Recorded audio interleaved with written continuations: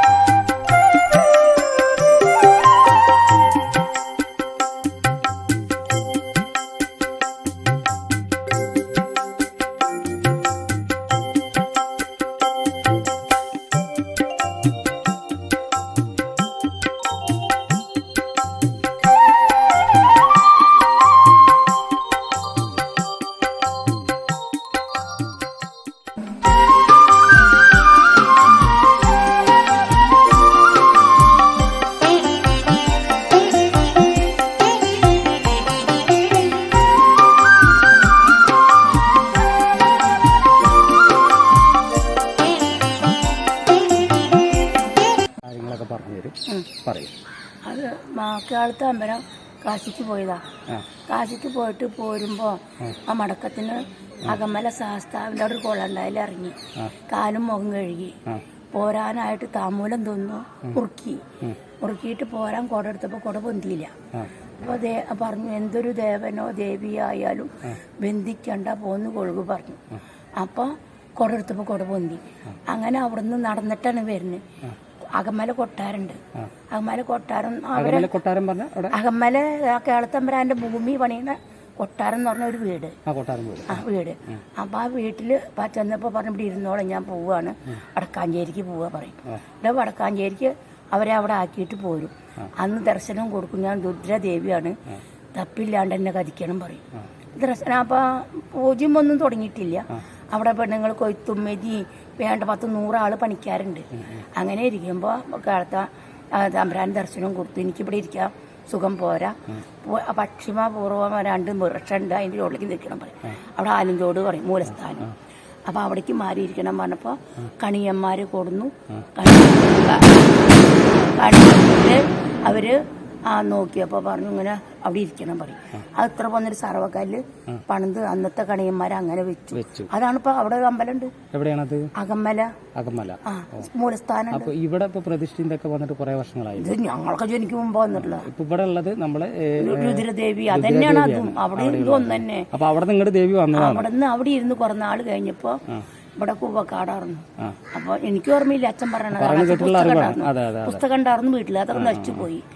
അപ്പൊ കൂവക്കാട്ടില് ഇരിക്കണം എന്നും ദർശനം കൊടുത്തു. അപ്പൊ ഇവിടെ ഇതൊക്കെ വെട്ടി കളഞ്ഞ ഒരു പൂവുണ്ടായിരുന്നു.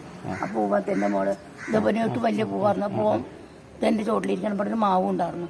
അപ്പൊ അവിടെ ഇരിക്കണം എന്ന് പറഞ്ഞപ്പോ അവര് ദർശനം കൂടി അമ്പലം കയറ്റാനും വന്നു. അവര് കളത്താമ്പര പണിക്കാരൊക്കെ കൊണ്ടുപോയി. ഒന്നുകുട്ടി അമ്പലം കൊറേ പഴക്കണ്ടത് വെച്ചാ ആള് തന്നെ ഇപ്പൊ 100-150 ആളുണ്ടെങ്കിൽ ഇപ്പൊ 150 കൊല്ലാവും. ആള് ചെറിയ കുട്ടിയാകുമ്പോ ഇതിനകത്ത് പ്രതിഷ്ഠ വന്നിട്ട് ഭഗവതി മാത്രമേ ഉള്ളൂ. ഇത് പിന്നെ നാഗൊന്ന് പിന്നീട് വെച്ചതാ. അത് അയ്യോ വേറൊരു എന്തോ ചെറിയൊരു ദൈവമുണ്ട്, ഭൂതഗണങ്ങള്. അപ്പൊ ഇവർക്ക് അറിയാണ്ട് കളഞ്ഞിട്ട് ഇതിനെ വെച്ചോ നോക്കിയപ്പോ ഭൂതഗണങ്ങൾ പോയിട്ടില്ല, ഇവിടെ ഉണ്ട്. അതിന് വെച്ചിട്ടില്ല, വെക്കണമെങ്കിൽ.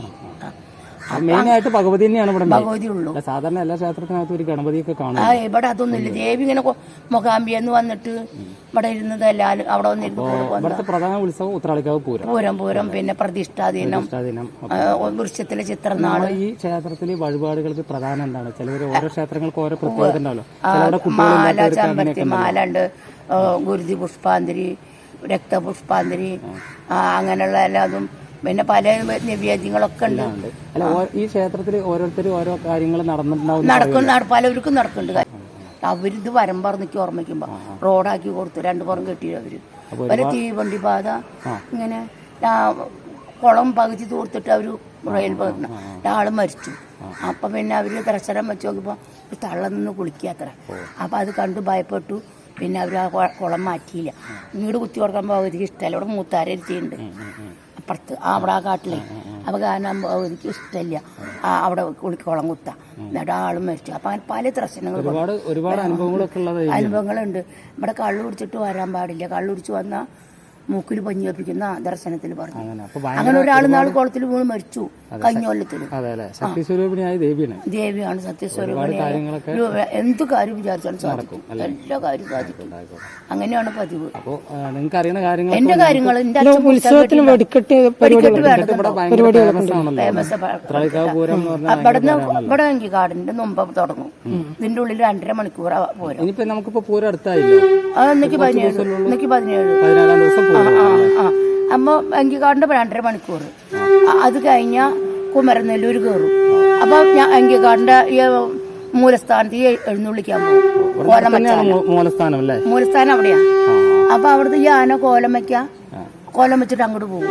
അപ്പൊ ഇവര് കിടക്കും ഇവിടെ. ഇവര് 2.5 മണിക്കൂർ ഇവിടെ പൂരം നടത്തും. 2.5 മണിക്കൂർ ഇവര് പുറത്ത് കിടക്കാൻ 4 മണിക്കാ കോരലുകാര്. 4 മണിക്ക് കിടക്കുമ്പോഴേക്കും ഇവര് മറ്റൊരു 12:30 കിടക്കേ. അങ്ങനെയാണ് 2:30 ഇവര് കിടക്കുക, അങ്കിക്കാട് കിടക്കുക. അപ്പൊ വടക്കാഞ്ചേരുന്ന ഒരു പൂരം കൂടി വരും. ആ പൂരം വരുന്നത് എന്തിനാച്ചാ കൊച്ചി മഹാരാജാവ് പൂരം കാണാൻ വരിക. കൊച്ചി മഹാരാജാവ് ഇവിടേക്ക് ഈ ഉത്രാളി പൂരം കാണാൻ വരിക. അത് 2 പുറത്ത് പോലീസ് തോക്കും അകമ്പടിയോടി ഇട്ട പേരക്ക് ചുരുക പരിച ഒക്കെ ആയിട്ട് രാജാവ് വരുന്നുണ്ട്. ആനയുടെ ഒപ്പം 2 ആള് പോലീസുകാർ തൊപ്പിയൊക്കെ വെച്ചിട്ട് അങ്ങനെ നിൽക്കുന്നുണ്ടാവും. അങ്ങനെ പൂരം വരും. ആ പൂരം അവിടെ വന്ന റോട്ടിൽ നിൽക്കാനേ പാടുള്ളൂ. അപ്പൊ ഈ പൂരം അവിടുത്തെ കന്ന് മരുന്ന് കത്തിയിട്ട് അവർക്ക് ഇറങ്ങാൻ പാടുള്ളൂ.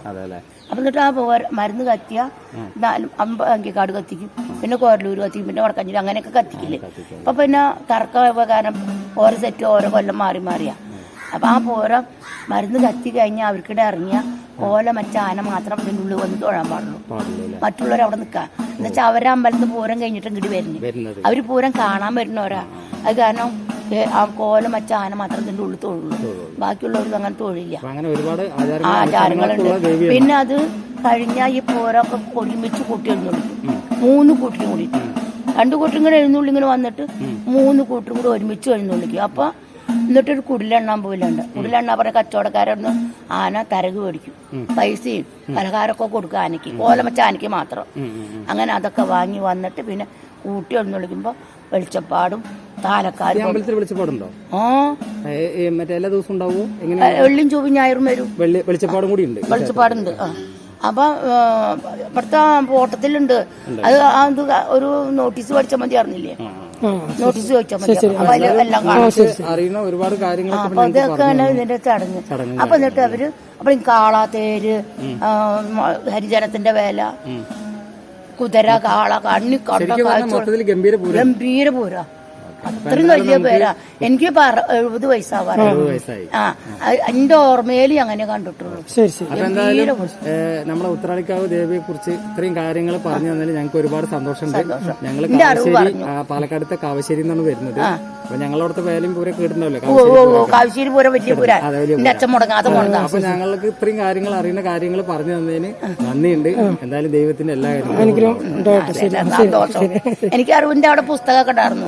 അച്ഛൻ പുസ്തകം കെട്ടിയിട്ടുണ്ടായിരുന്നു. കാലത്താൻ പറഞ്ഞു കൊടുത്തിട്ടേ, രുതിരാമകാളി ദേവി ഭഗവതി ദർശന ചെയ്തു കതിച്ചിടുന്നേ, നിന്നെ പുകഴ്ത്തി ഞാൻ നിക്കവിലോതുന്നു, എന്നൊന്നു വന്നു തൂണയ്ക്കു ദേവി. സാരമായോതുവ പാരം കഴിവില്ല, ഭരിച്ച വിദ്യ എനിക്കതില്ല, എങ്കിലും തെല്ലൊന്നു ചൊല്ലുന്നു അമ്മിക, ശങ്ക വെടിഞ്ഞൊന്നു തോന്നി ഗുരുനാഥനു കുറ്റം വരാതെ തുടച്ചിടണം. പണ്ടുണ്ടായോരൈതികൾ ചൊല്ലുന്ന ഈണ്ടൽ കൂടാതെ തൂണച്ചിടണം. കേൾവി പെരുത്ത വടക്കാഞ്ചേരി നിന്നു കേളത്തെ തമ്പൂരാനാണുകൾക്ക്, കോയ്മസ്ഥാനങ്ങളും മറ്റും പല പല കേളിയേറിടുന്ന പത്തനത്തിൽ തീർത്ഥന്തിരഞ്ഞു നടക്കുവാനായിട്ടു ഇണ്ണം പുറപ്പെട്ടു യാത്രയായി. മുണ്ടും കൂടവാടി ബാണവുമായിട്ടു വേണ്ടുന്നതെല്ലാം എടുത്തുതാനും. കാശി രാമേശ്വരം എന്നല്ല പിന്നെയും ആശിച്ചാതിക്കൊക്കെ ദർശിക്കുന്നു. പിന്നെയും യാത്ര തിരിച്ചങ്ങു പോരുന്നു, തന്നെ വീട്ടേക്കു പോന്നിടുന്നു. പോരും വഴിക്കു കഴിഞ്ഞുള്ള സംഭവം പാരാതെ ചൊല്ലുന്നു കേട്ടുകൊള്ളി. കാനേന മധ്യത്തിൽ വന്നൊരു നേരത്തു കാണായ നല്ല കൂളമതൊന്ന്. തക്ഷണം താനും കൂളത്തിലിറങ്ങിയിട്ടു കാൽകരം തൻ്റെ മുഖം കഴുകി. താമൂലം തിന്നവർ പോരുവാനായിട്ടു തക്ഷണം തൻ്റെ കൂടായെടുത്തു. എന്തൊരു വിസ്മയം പൊന്താതിരിക്കുന്നു, ചിന്തിച്ചു നിൽക്കുന്നു ഒട്ടുനേരം. എന്തൊരു ദേവനോ ദേവിയോ മയ്യാൽ ബന്ധിക്ക വേണ്ട, നീ പോന്നുകൊള്ളി. വെഗ്ദനം വിട്ടു കരറി കൂടാമോളി വെഗ്ദന ക്ഷേത്ര കളത്തിൽ വന്നു.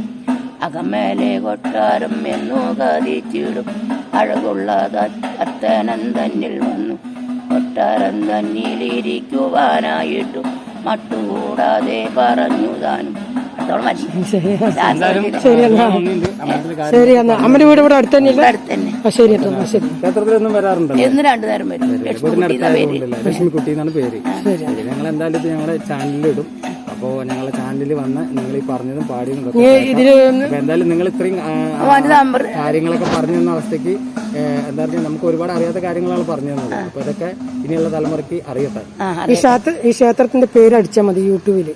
അപ്പൊ ഈ ക്ഷേത്രത്തിന്റെ പേര് യൂട്യൂബിൽ അടിച്ചു കഴിഞ്ഞാൽ നമുക്ക് നമ്പർ കൊടുത്താൽ നമ്പർ തരാം. ശരി, നമ്പർ തരാം. ശരി, ഒന്നുകൂടി ഞാൻ എടുക്കാം അവസാനമായിട്ട്. എന്തായാലും അല്ലെങ്കിൽ പറഞ്ഞു തന്നതിന് നന്ദി, നമസ്കാരം. അപ്പൊ എന്തായാലും ഇത്രയും കാര്യങ്ങൾ പറഞ്ഞു തന്നതിന് ലക്ഷ്മിക്കുട്ടി ചേച്ചിക്ക് ഒരുപാട് നന്ദിയുണ്ട്. ദൈവത്തിന്റെ എല്ലാ അനുഗ്രഹങ്ങളും ഉണ്ടാവട്ടെ. നമുക്ക് ദേവിന്റെ പാട്ടൊക്കെ പാടി കേൾപ്പിച്ചു തന്നു. അപ്പൊ ഒരുപാട് അനുഗ്രഹം, ദേവിയുടെ അനുഗ്രഹം ഉണ്ടാവട്ടെ. ശരി.